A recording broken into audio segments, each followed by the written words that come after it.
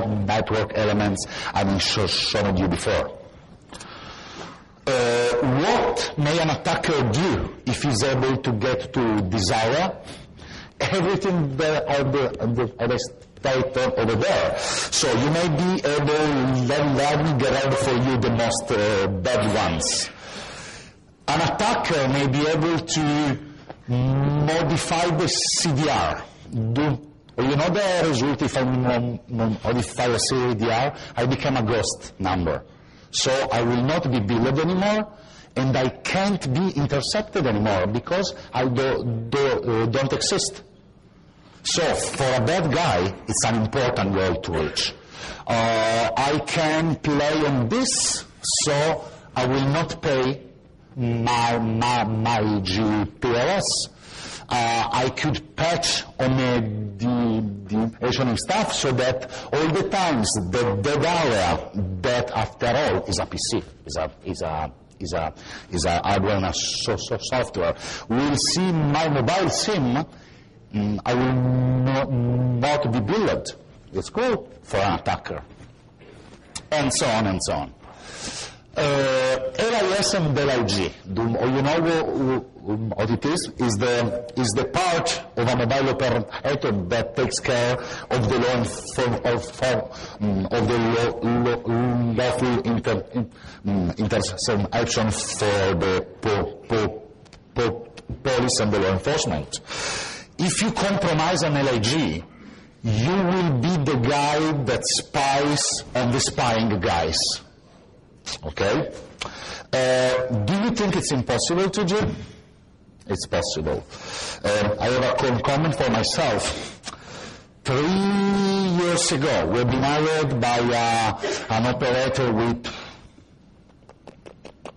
120 million subscribers, I would say. And after all the pen test and the test where to say, actually we won, they asked us for a challenge. They said to me and my team, okay, Raul, your team is excellent, it's so cool, you have been able to hack into everything, and explain us why in order to fix. But I'm sure that you will not be able to run a pen test against our emergency phone number, 911, and to stop it. We asked for 2 more legal authorization forms, and we stopped the police, ambulance, and fire department calls for 3 minutes in that country. It took us to do it an hour, even less. SS7 to me is the next nightmare for the telcos. Why? Because it's the standard that takes care about signaling of your phone call and about the billing inter-operators, so among them. They build the autocall in the 70s. Do you think that at that time things like I have to encrypt, I have to authorize where a standard approach? No. And why they created SS7 in order to avoid all the fanfares from up and crunch. So that's why SS7 is an out-of-band protocol, and it isn't anymore in-band. Here I explain the signaling and the stack. Actually, SS7 is a mess because it's composed by all of these subsets. So MTP 1, 2, and 3, SCTP that actually is SS7 over TCP/IP, SCCP, ISUP, TACAP, and so on and so on. Is a complex protocol. If you are asking yourself which attacks a bad guy may run through SS7, is the dream for every attacker and every hacker, because actually you may be able to theft service, intercept the calling cards. You may be able to do point number 2, and to DOS a whole country, to shut down a country. You may be able, one that was very cool is this one, ambulance call and free calls and disruption of emergency services. Imagine the scenario where an attacker will just attack with 2 or 3 of the bullets list here. You shut down a country, you create the panic into a country. So, it's there, I don't have to explain it. Entry points. If you think, okay, in order to get an SS7 entry point, I must be an employee at the telco, I must take the telco. Yes and no. You may, for example, try with iZoop. iZoop, all you need to do is an ISDN line, because ISDN speaks SS7 through iZoop. So from ISDN, via the D channel and the voice trunk, you may be able to speak SSP. From there, you may go up and up and up, and actually your goal would be OSS and SCP, for sure. I think I bring you also a taxonomy. Yes. Other comments that you may tell to me is, come on, SS7 is a trusted network only between operators. It's true. But how many operators had Italy 15 years ago? 1. And now 5 or 6. India, 7,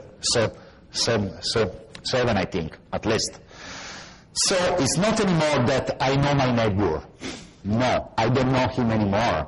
There are virtual operators as well that has got access to SS7, and I have a news for you.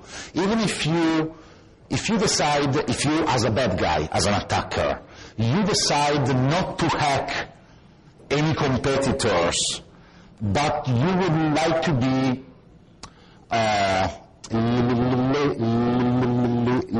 legal, in the United States, you may buy an SS7 backbone for $10,000 a year. And do you think that an attacker that hasn't had this budget? Obviously, he has the budget for such a small amount of money. Here I've tried to build for you a taxonomy of the SS7 attacks. If you impact on SCP or STP or SSP in order to modify, intercept, interrupt DOS, and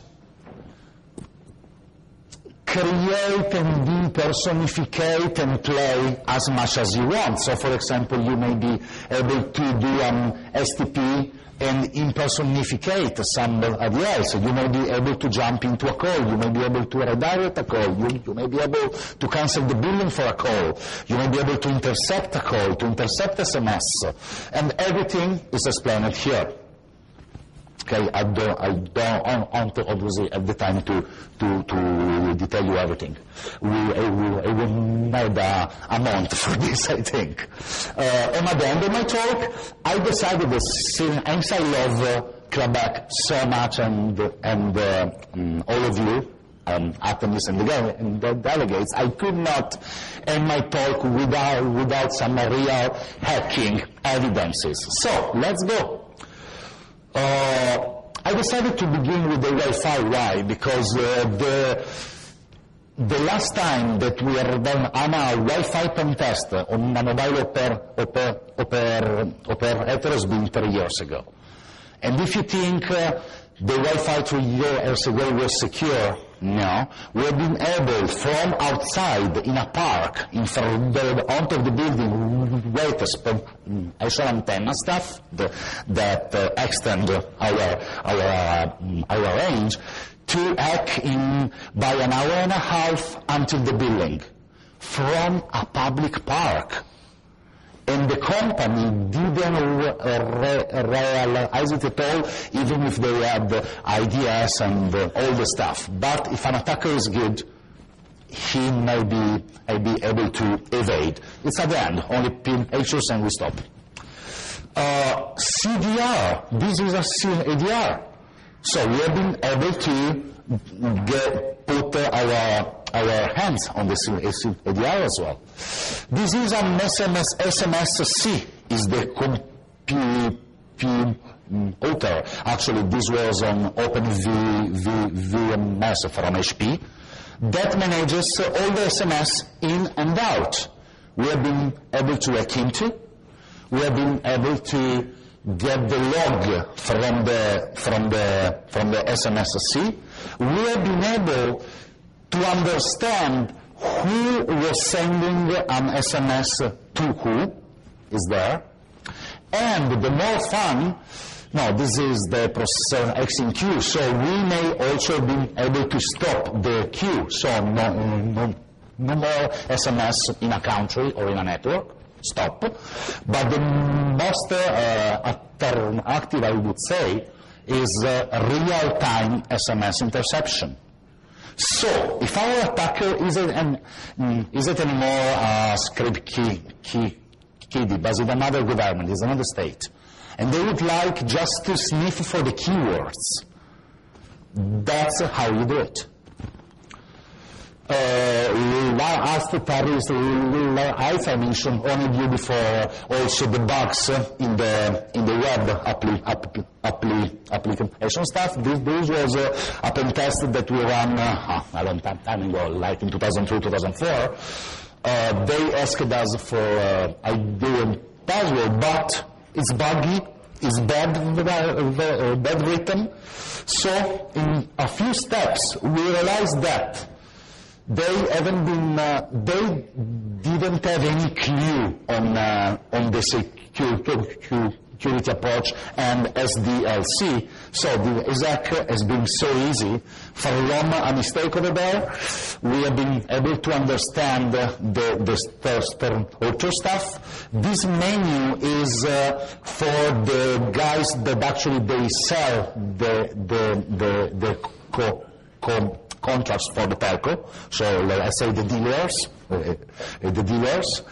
And as a salesman, you are able to see all the details of the phone calls of your customers and clients. So if we hack it over there, we had, as a result, a query and a sequential number over there.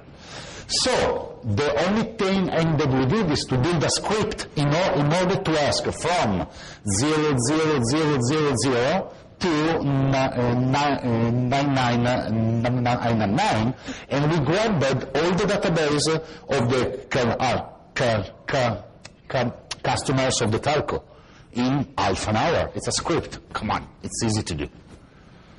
That's it. I hope that my talk gave you some highlights and some good keywords for the panel now. If you want to mail me, my mail is over there, and if you have questions, and obviously I'm available for you all. Thank you for your time.